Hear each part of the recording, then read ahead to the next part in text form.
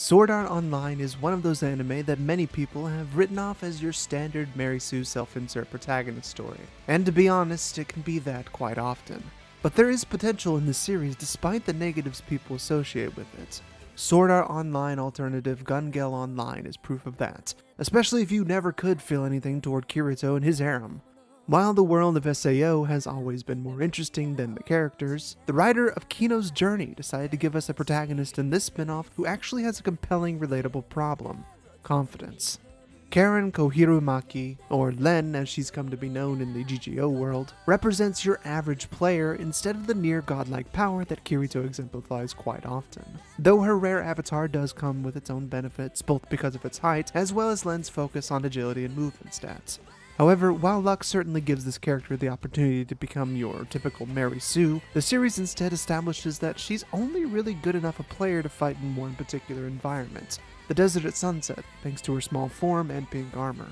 While the show has so far shown that Len is a moderately good player with the ability to work well one-on-one or even one versus multiple if she has the element of surprise, Len actually can't do as much on her own as Kirito can, which I think is a very good thing. Without the guidance of her friends, both in real life and in the game, Len most likely would have not only lost her ability to PK effectively in the overworld, but also wouldn't have done nearly as well in the squad jam that takes up 3 of the first 5 episodes so far. In addition, her problems with her height wouldn't have been solved if not for her friends suggesting she should try the online world to come to terms with herself as a person, which I find rather a fascinating premise.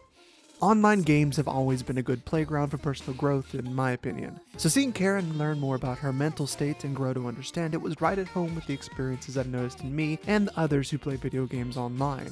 In fact, more recently, playing Dungeons & Dragons has come to my attention as a legitimate form of therapy and practice for the real-world interactions people will have in their lives, fantasy elements excluded, of course. While D&D isn't necessarily online, though it is for me, the key factor that links both GGO in the SAO world and D&D in ours is the fact that you roleplay a character and bounce off others who do much the same.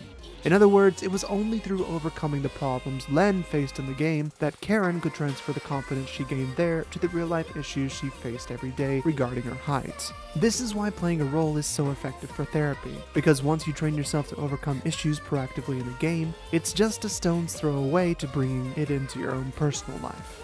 While this might not work for everyone, it is common enough in my experience that I highly suggest playing Dungeons & Dragons or any other similar game even if you don't feel like you need therapy personally. It will still help.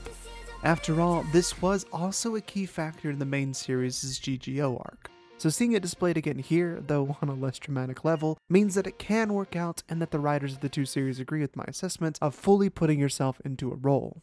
However, despite my enjoyment of the premise, this anime does have its drawbacks, falling prey to unfortunate moments of animation and a prodigious use of exposition, though it does try its best to make that exposition interesting with the guns the setting is named after. Unfortunately, this leads to the second and third episodes being extremely slow and drawn out, especially since the show led off with an in medias res moment during the squad jam, which it doesn't finish until the 5th episode. While a lot of this exposition is at home in light novels, the adaptation here seems geared toward newcomers to the franchise rather than ones who have seen the main series, as a lot of the same points and mechanics are retread. Though this works to the show's benefit for someone new, old hats in the universe may well find themselves bored by the end of the second episode, or even halfway through it, so I recommend watching with a friend just so you can get through it by entertaining each other. This isn't a boon to the show though, and it would be completely understandable why someone would refuse to continue onward. I know it was difficult for me. Sword Art Online alternative Gun Gale Online stumbles a few times out of the gate, and even the action scenes can feel a little unrealistic even in this game world. But much like the main series itself, the ideas presented here in the mountains of exposition and animation faults are interesting to think about, and can even be applied to your life as you wish. After all, no media is useless if you take a look at the core idea of it, and either do it better in your own way, or make note of it and continue on your way having at least learned something, or just found an interesting thought like me. Plus, Len is a pretty fun character. Not the least of the reasons why, because she's an actual female protagonist who doesn't require the help of a man's love to do what she wants, a rare thing in Sword Art Online up until at least Mother's Rosario. This show is not one I'd necessarily recommend, but I will be continuing to watch it simply for the curiosity of it, especially now that the squad jam is complete and a new arc seems to be on the horizon. Let me know what you think of the show, and Sword Art Online in general. I know a lot of you detest the series for reasons I can definitely understand, but I've always had a fondness for it myself. As always, you can support me at Patreon at patreon.com/crosswind. Leave a comment down on YouTube or contact me directly on Twitter at crosswindagain. Like this video and subscribe to see more.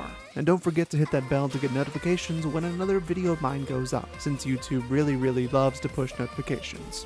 Finally, remember to enjoy the way you watch anime, because as long as you're having fun, that's all that really matters. I'll see you next time.